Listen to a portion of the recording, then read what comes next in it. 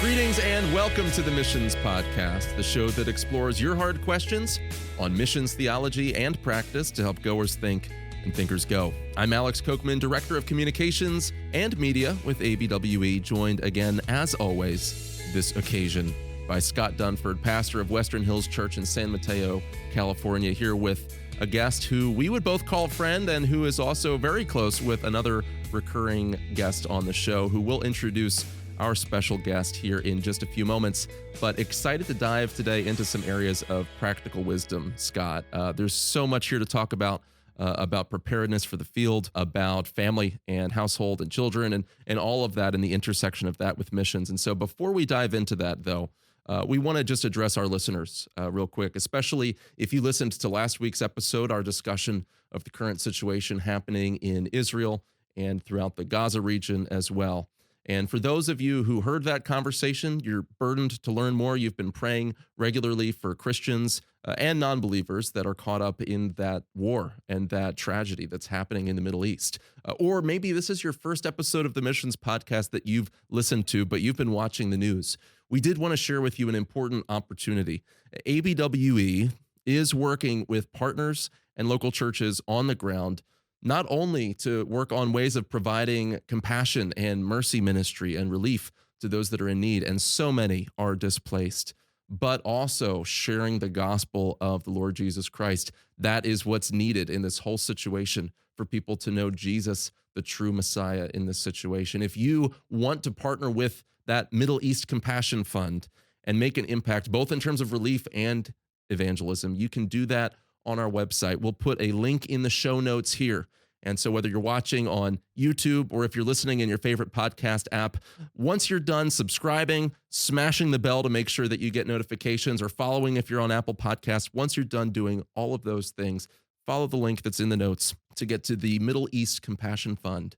The Lord would burden you or your church or your small group, your team in that direction. We would love to connect you with people that you can partner with who are making an impact on the ground. And so with that out of the way, Scott, why don't you introduce our guest? You know, I'm excited. This is sort of a reunion of sorts. Scott, you and I used to travel more, and we used to have to crash at random people's houses along the way when we were on the road doing the mobilization thing. So we're glad to welcome Emily Bennett to our show. But not only is Emily, equipped in her own with, degrees from Southeastern Seminary and lots of years of experience in the field, but the thing I probably like the most about Emily is the fact that she is a fellow cheesehead.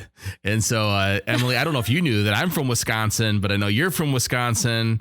And so, you can hear it when we say Wisconsin. We talk about the Packers, although she's so close to Illinois. I don't know. Are you a Packer fan, Emily, or are you Bears? I mean, I am, but Matt's a Bears fan. Yeah, I would prefer the Packers. So it's a conflict, really. You live so close to the border that I know that's a struggle. So I'm glad your marriage is surviving. So anyway, I've loved and enjoyed hospitality in Matt and Emily's home, and I'm so thankful for them. I feel like I'm a much better friend of them than the amount of minutes we've spent together should allow for. But Emily, we're so glad to welcome you to our show. Not only do you have the degrees and experience, but also you've been putting some work together and have a new book that you've edited that's just come out called Before You Go.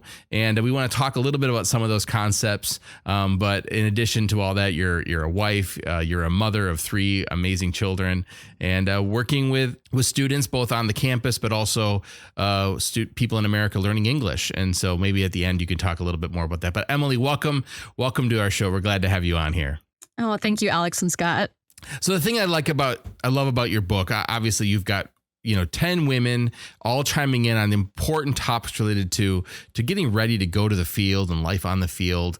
I love the fact that if our listeners were to read through the names of the contributors, many of them are people that they're very, very familiar with, either through interviews on this show or through the people we're connected with. But they talk about a lot of experiences, things like marriage, singleness, motherhood, team dynamics, so many things that but so many of those things can only be learned through experience. So my question is, why are you burdened about equipping women before they go? What do you want this book to accomplish in that regard? One of the fellow authors of the book, and I used to, while we've lived together here in Cedarville, we would always get questions from students just about books that had been written by women for women going to the field. And we would always kind of look at each other and be like, surely this exists. Like, it has to be somewhere. And we would spend time Googling and just trying to figure out, okay, who has written a book like this that can prepare people to some degree for some of the experiences they're going to face. And we just didn't come up with anything. Honestly, we would get a lot of books on religion or topical things that have to do with like sharing their faith. But as far as like character and just spiritual preparedness before they left, it was just something that we could not find.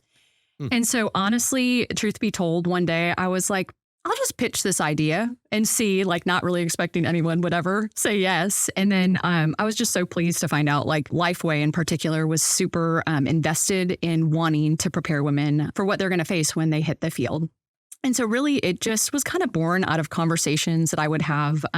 The author's name is Amy, with Amy about, okay, how is there some kind of framework that we can give as we're discussing what people need to know before they go overseas? And so that's really what it came out of. It's beautiful. And did I see from Amazon that there's a companion volume for men? There is. And so anyway, I like to joke with my husband that really he's riding my coattails on this because then they were offered a contract for a book that would kind of prepare Matt, or not prepare Matt, but prepare men before they left. That explains Matt's success. He's been riding your coattails all along the way. Are you really ghostwriting this, though? Are you the ghostwriter for the ones for men and Matt's just taking the credit? We want to know that right now. Okay. We just be silent about it. Okay. I mean, you can assume what you want.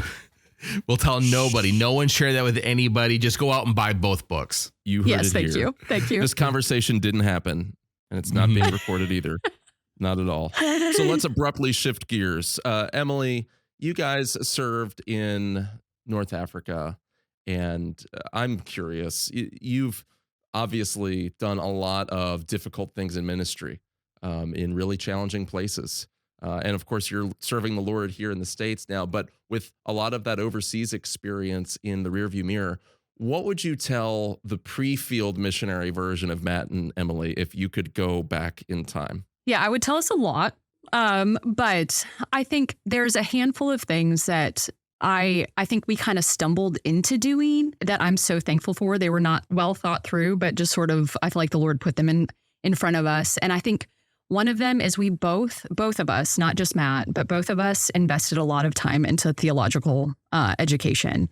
And I think to a degree, and I think there was a whole era of people that were sent, and really like the premise before sending them was like, okay, they like have a pulse and they can share their gospel. And they're willing to go. So we'll send them, and like the church's blessing will be on them. However, when we saw people come to Christ, we realized, okay, it's not just converting people, but it's really knowing the scriptures well enough to disciple people and being able to do that, number one, in English. And then number two, being able to like speak the language of the people to do that. So anyway, I think just having time in seminary and time just studying scripture and trying to know it well enough that I like could do that with someone was something I was so thankful we did before we left. I know not everyone can, but I was really thankful for the experience to be able to do that. Something else that, again, I don't know if this was well thought through, but I'm really thankful we did prior to going was we went to an Islamic area, and I ended up just reading as much as I could on Islam before I left. I think I was just interested in it. However, once we arrived, I was so thankful I'd done the pre-work, because when I was within the culture and talking to Muslims all day long, the last thing I wanted to do was to go back to my house and be like, well, let's end the day, reading about the Quran or reading about like this faith that I was in all day and just kind of carrying the weight of it all day long. And so I was so thankful that we had spent the time doing it before we left, just because I don't think I would have had the emotional capacity to keep doing it while I was there. I mean, there was some elements that, of course, we had to brush up on, but I was thankful we did that. And then I think probably the third thing outside of, again, just like normal daily habits of walking with the Lord, we had a church. We were sent from a church that was really invested in sending people well. And so I think just getting involved in the church in whatever way they had needs and having people within the church know us was something I was so thankful that we did, because when we were sent, our church really knew what we needed, and when we communicated with them, they knew us well enough as people to anticipate, okay, when Emily says this, she might mean this. So we really need to meet, be there for her because she's struggling. And so I think just being known by our church, our sending church in particular, and then a lot of our other supporting churches was something, I guess, just time well invested. And I'm so thankful that we did. That's great advice. Anything that you wish you had done that you didn't do? I think something that is always helpful, but I think to a degree, like I wish that I would have known and memorized more scripture before I left. And the reason being is so much of our ministry, when I was sitting down with women and talking through things, they would say something to me and I would be like, okay, actually, I know I could respond and tell this story or this parable or, oh, this is how this connects. But like, I'm searching my brain. Okay, I don't have like, it's strange for me to take a physical Bible out in the context in which we lived. And so like, hey, if I could just rattle off like, oh, this is what like this story is, it is always so useful. And so I think if I were to go back, I probably would ask the people on the ground, okay, are there 5 stories or 5 specific things that you end up telling this story all the time? Like in the context where we lived, we ended up sharing about the fall, like creation and the fall all the time, just because within Islam, that story is totally different. And so they might think, okay, we have the same story, but just to establish like, no, this is actually what happened. And this is what the scripture says happened, and be able to do that well, just was so important. And so obviously we got really good at that one, but it was just things that I think scripture memorization was something that I wish I would have invested more time in before I left. That's good. Obviously, I'm not one of the 10 women in this book, but one of the things I think of is like everyone told us before we go. Yeah, it's a Clearing up shocker more to people. misunderstandings for our audience. This is good. We're learning about Scott today. He's a cheesehead, and that fact too. Well, Yes. I might have been one of the, pseudonyms. But we're just going to clear that out of the way. That's I not need what to start happened. writing these down. I'm going to forget. Yeah, we're in a rare mood today, Alex. At least I am. But I wish I had studied more language. I was told by some people, don't learn any language before you go. You're going to say it wrong. But the truth is, I hardly said anything. But the few words I did know were so immensely helpful. And I wish I had done more of that before I went. I don't know if you had that same feeling or experience before you went. It's amazing, like how much you need to know of the language and what you wish you would have done. But yes, I think any language preparation is always super helpful. Probably the phrase I spent the longest time learning, I can't even remember it now, was about how to get my dry cleaning done. Because I would study it and then call on the phone and they'd ask me something I didn't know, like, sorry, I don't understand. I'd study it more and then call back with more information, and finally we've worked it out. But those are hard things when you're first getting started. But anyway, transitioning back to the main ideas here. I'm seeing this right now. I've been married to Tara for 25 years. We started young in ministry with no kids, and then we have kids, and then we have out of the house kids. Now we're grandparents. So these transitions are just Scott, normally in part of you? Life. Yeah, I'm 47. 39. I've done a lot of living in those 47 years, but it's possible. And I've seen it where a woman in the mission field could go from a single missionary to a married missionary to a parent to a grandparent with kids living in the States. We call those rapid multiplication strategies, by the way. And then even going transitioning into widowhood. We've got missionaries on our field that have lost their husbands and are still serving. There's so many transitions in life, and I think especially for women, those transitions are stark and drastic, more dramatic, I think, than for most men. So how can women prepare for these transitions that they might be feeling on the mission field? Because certainly your ministry looked a lot different when you had 3 kids than it did when it was just you and Matt. I mean, I think to a degree, communication between spouses is the best thing you can do. Matt and I pre-having kids, we went overseas and we were both, I think, really in agreement about what work looked like. And we were both 100% all in to what we had agreed to do. And so I think there was really not like any element of like, okay, Matt's going over as a missionary and I'm like tagging along with him to make him dinner or anything, which I did make him dinner from time to time. But we were really sold out on like, hey, we're both going overseas and 50% of the population are men. I mean, ish. And then 50% are women, and both of them need opportunities to hear. And so because of that, and pre-children, it was really easy for both of us to go a mile a minute and just to spend our days, number one, learning language. We taught while we were overseas, we taught English. So being really involved in our school, and then just spending a ton of time out in the community with different people. Some of the time it would be together, but honestly, just because of the culture that we were in, a lot of times that was separately. And it was exciting and we loved it and kind of loved coming back and talking about what we had seen the Lord do. And then in 2013, all of that came to a screeching halt because the Lord blessed us with this little baby named Annabelle. And we were like, oh my goodness, life has just changed. And so I think we ended up just having to be like struggle through communication of like, okay, what does this still look like?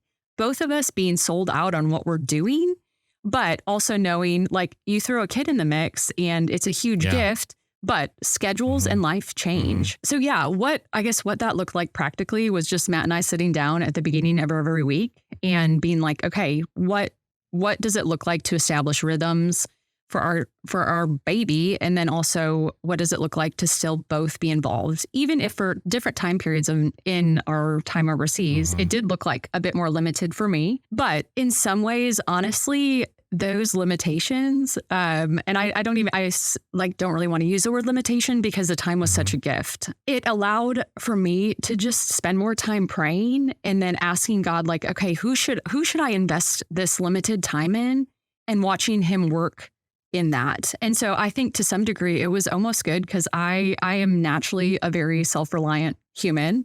Like I want to be able to do things and do them well on my own. But it just put me in a place of being like, okay, Lord, you need to bring the people into my path or bring them into that one class that I teach once a week so that I can spend this time with them and share with them. And we really honestly saw the Lord be faithful to do that. And so it just required a lot more communication on Matt and I's part. I like the way that you walk that out and just thinking, okay, I've got a really narrow amount of time.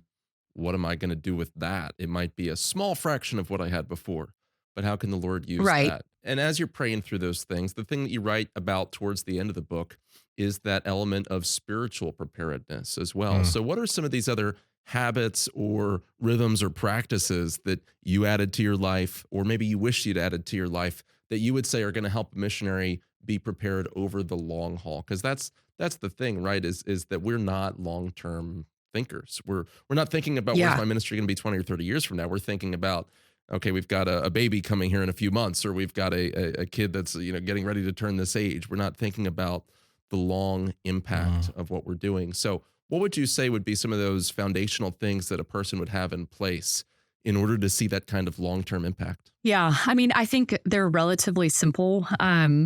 I think the first and foremost thing is just a daily habit of like spending time in the Word, spending time in prayer, and making sure that that's in place and having that be like, this is a priority. And that's not all that shocking, but I am surprised at how many people can make it all the way through the process of being sent.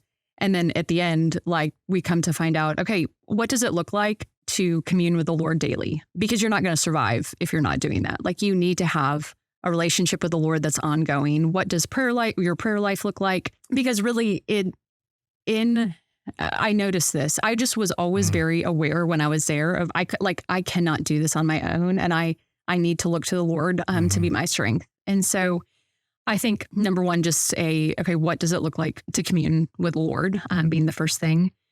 I think the second thing would be, okay, we all have sin struggles. We are all wrestling through different areas of whether it be pride or, I mean, you can name the different things. But I think going overseas, having someone in your life that is really asking about that. Okay, so what you have wrestled with this sin before, how is that playing out right now? What does it look like to, struggle with pride in ministry, or whether it's a sexual sin or something, whatever it is. having someone that's there to ask those questions, and also as like the prospective missionary, being willing to share, okay, this is really where I'm at with it. Just because we noticed when we hit the ground, all of those sins that you struggle with at home when life is maybe slightly more relaxed or easy, some would say, like they really come to the forefront when you're under pressure all the time. Wait, they don't disappear? It's amazing. It's amazing that it doesn't happen. You wish it did. But anyway, I think having a person in the States, and then also having that person, if they're not somebody that's being sent with you, having someone still asking those consistent questions that you're really forced to answer either truthfully or hopefully you're not lying about the sin struggles in life. And then I think something else, just as far as like spiritual patterns, and I think something that I notice is a lot of people hope and want to go overseas, but what their life looks like as far as sharing the gospel at home is like, it rarely happens. Or maybe they've shared once, back in 2021 or something like that. But it's really, those patterns don't switch the minute you get overseas. And so to a degree, if you're not actively sharing the gospel at home or looking for opportunities or just having those people that you're praying for consistently, like, please, Lord, give me this opportunity to share my faith with this person. That's not going to that habit is not going to naturally transform the minute you get overseas. And so I would say those three things, like walk with the Lord, someone that you can just be accountable for as far as sin goes, and then also just what it looks like to share your faith. Those habits are not going to switch the minute you get on a plane. So having those in place pre-departure is huge. And that's critical just for the area of identity, because those of us who are involved in ministry in any way, we all know the temptation that there is to phone it in and to replace walking with the Lord with parachurch and church-based ministry busyness, right? And the group of people that suffer for that is one's family, your household, your children. They see the real you if you're not rooted in the Lord, but you're out doing things and looking great in public. But those that know you, they know when you're walking with the Lord and abiding in him and when you're not. And so, long-term impact. We've got to be the same people in private as we are in public, as we are in our ministry, and as we are on our knees before the Lord as well. Right, Scott? Yeah. And these transitions are hard in America, but in overseas context, they're exhausting. And you can your body will give you every reason to not go out and engage and to not be disciplined. And go ahead, Emily. I see that spark of thought in your mind. No, I was just agreeing with you. I was agreeing with you. It's shocking how many excuses you can come up with in your mind to not do the very thing that you decided to move overseas to do. So I agree with you. Yeah. And that's something you can't prepare for, because it hits you once, especially if you're going to a very, very different cultural context than the one that you grew up in. I mean, it's shocking how difficult it is, how tired you are. And, you do see missionaries that struggle with, like, I just don't want to leave my house today because I'm tired of everyone staring at me, or I would like to be able to go grocery shopping in peace without being in the novelty act, or having my cute little babies being touched and fondled and annoyed the whole time I'm out in public, and you just retreat. And so having that clear walk with God and that reaffirming and it keeps you focused on the mission that God's called you to do. And it also gives you that refreshment you need and reminds you that you're not just in a physical battle against these things, but it's a spiritual warfare too. Like the enemy's at work in trying to keep you from engaging in those things. Do you want to add to that, Emily, at all before we move on? I 100% agree with what you said. It is. And I think that's a part of it is the spiritual battle that's in play that Satan is actively opposed to the exact reason that you're there is something that is present, and it's a constant battle. Like he wants you to be annoyed with the people you came there to love and share the gospel with. And so I just agree with what you said. It's something that like the Lord is the one who's keeping your heart soft and keeping a readiness there to do exactly what you agreed to do when you left. So I want to just ask one last question. What are some of the unique challenges that women face on the mission field that are just unique to women that are different than what men have to face? And related to that, what do you wish men better understood about the struggles that women missionaries face? And can we add, especially husbands, like, Yeah. what would a husband need to understand on the field about what his wife is going through? Mhm. Yeah, I want to hear. Yeah. There are a lot of directions I could answer that question. Take them all. I Do them think- all.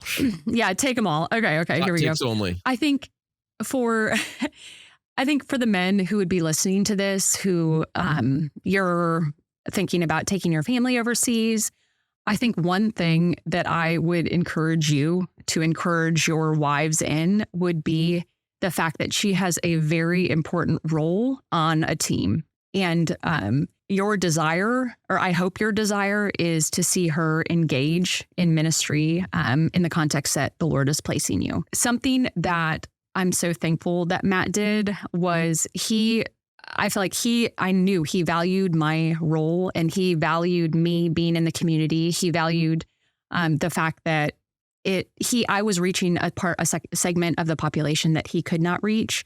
And so he did his best to try and figure out, okay, how can I enable Emily to do and be who God has called her to be where we are? And so that's just something I would encourage the husbands listening to this is, how can you encourage your wife to do what God has called her to do and be who God has called her to be in your move and just in her role on the team. And so, and how has God gifted her, and how can you enable her to use the gifts that she's been given by the Lord? And I think that would be in all of ministry. I would say that to men. I think some unique struggles and I think a lot of this is just context specific. I can speak to where we were. I left, we had lived in North Carolina before we left, and I just lived a life where I could go about and do whatever I needed to do throughout the day. And then we show up in the Middle East. And for me to go to different places without Matt or without him having met the people that I was going to interact with and really vouching for me as a female, that was, it was an interesting transition from like me being a completely independent female to like, now I'm very reliant on his presence and him really having to go in and say like, hey, this is my wife. I want you to treat her with respect. If she needs help, can you help her? And so just kind of coming to the place where I like had to be like, this is okay. And to be honest, towards the end of after we had moved to North Africa, we were in the Middle East for a while and then moved to North Africa. I was so thankful because really I felt like he had to do a lot of the grunt work of starting a business and dealing with government things, whereas I really got to play like a fun role of, okay, I actually get to meet with these women that you set up all the structures for me to be able to work in. And so I really just found it a gift to be able to be like, hey, sorry, you have to go sit in a smoky government office, but I'm going to go meet with, Fatima and hang out with her all day. So it was it was a switch in thinking. I think it is a mental transition moving from the States where things are quite equal comparatively to like, okay, I really need my husband to represent me in this culture. Otherwise, people are not going to think well of me. Something else that Matt did as far as when we would have single women on our team, he really had to go to every business and every little shop that the girls or the women would go to and say, hey, this person is like my sister. She's not my sister. She's like my sister. So please like treat her well. And he really just had to go in and vouch for her as like a respectable female, which is just so different than the context in which we're in right now. And so that kind of stuff, if you're used to just freedom to go to like, no, okay, I actually need this person in my life and this person's a male and I need him to vouch for me, it's just a different mentality. But I think for almost all of these things, I can look back and just be thankful because I really had to rely on Matt, the men on our team, to just play a role that really I don't need them to hear. And so it just made me all the more thankful for the body of Christ and that these men that we worked with, like they were like brothers to me because they were for me and wanted to help promote whatever ministry I could do. And so I look back and I'm thankful for it. That's great. I would just add to that a couple things like that I look back with regret and wish I had handled some things differently. And one, I think I was so worried about the stewardship I was being entrusted in with these churches that sometimes I would push my family farther than what was healthy for them. And I wish I had taken more time to really listen to how the transitions were affecting my wife, to have a better, like, instead of being so worried about just this sense of pressure that I felt about, of course, I want to reach the people that are there, and I feel like an internal spiritual pressure, but also there was an aspect of I wanted to be able to be a good steward and tell everyone back home we were faithful with what you entrusted us in, but not to the point that I was neglecting my family and or not listening or caring for my wife well. I think that was a mistake that I wish I would recommend for young guys that are going over there for their families, like that time of listening and really understanding why they're struggling, and not over, just glossing it over as, oh, this is just culture shock, but really engaging with that. And that would be huge. And I wish we had done a better job, especially, I should say, I wish I had done a better job of, so many times my wife and other wives were busy with the kids when we'd have our team meetings. And, they'd have to leave the room at times and do different things. I wish I had taken more time to really make sure that the wives had a better opportunity to speak into philosophy, direction, little policies that were being made by our team. I think that would be something that I would just encourage men to be thinking about too. And I realize I'm not trying to speak for you in this, so feel free to challenge that. But I just think those are things that would have helped my wife and other women on the team if we had been more intentional as men of saying, okay, we know that they're busy with these things. Let's make sure we create the time for them to be able to be in this room while we're doing these things and weighing into these decisions before we just do them. Does that resonate with you? Yeah, I think the second thing, the part about team meetings and things like that, I really agree with that. And I mean, I think an easy thing that can be done is just, I think sometimes we sort of rotate we always assume like, okay, women are the ones that are going to go run after the kid.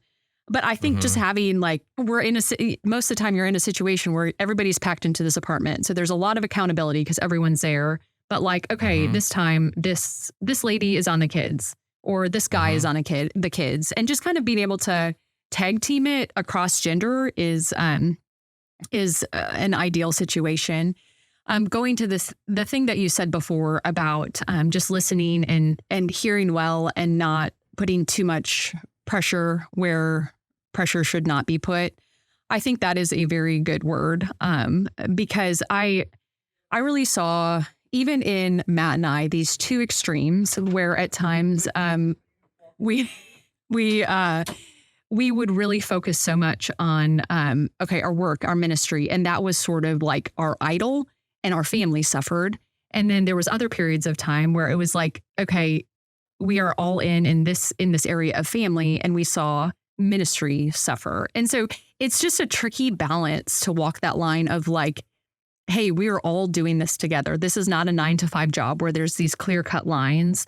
And so again, like I said before, I just feel like communication about where people are, or especially where husbands and wives are, is huge. And so I appreciate you saying that, Scott. It sounds like Matt might have even just stepped into the office, whether he's there or not. I don't know. We're hearing the sights and sounds of Cedarville in the background.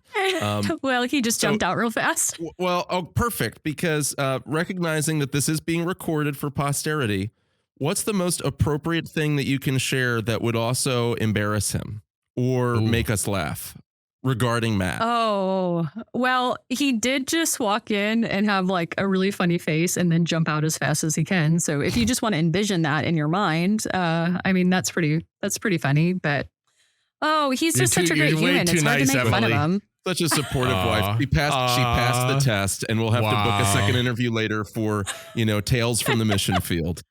That's great. Oh, there would be many. There would be many.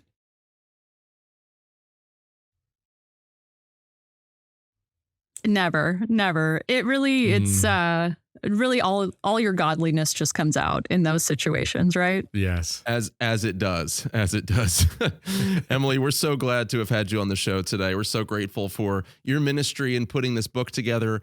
as well as your ministry of hospitality for us, but also with Matt and your family, everything that you all have done for the kingdom and continue to do. We're so grateful. We'll leave a link in the show notes for you if you want to pick up a copy of this book. And Emily, is there anything they should do if they want to follow other work that you've done, maybe writing that you've put out? I mean, this book is pretty much it. So Your premiere. Yeah, my premiere. No, there's a handful of articles that will be coming out in different places, but I would say the other thing I would just emphasize is the men's partner to this book will be coming out, I think, in next June. And so I recommend it. I like one of the editors a lot, so I would go for it. All right. Too much information. We don't need to know about all that. We're so grateful to have had you. And yes, go ahead and keep an eye out for the companion volume as well. And thank you for joining us on the show. If you've enjoyed what you've heard here today, go ahead and leave this podcast a 5-star rating and a positive review if you're using Apple especially, or whatever your preferred podcast platform. That helps this content get in front of other people who can be blessed by it, mobilized by it, encouraged by it. So we'd ask you to do so if it's been a blessing to you. And if you also want to partner with us in putting this content out on a regular basis, you can go to missionspodcast.com and hit the support tab at the top. This is a part of the ABWE Global Family of Ministries, and so we support all of those who generously give to put solid content into the hands of goers and thinkers alike. The Missions Podcast is a ministry of ABWE. To learn more about ABWE, head on over to abwe.org. And until next week, go make disciples of all nations. Thank you for watching. Thank you for listening. We'll see you then.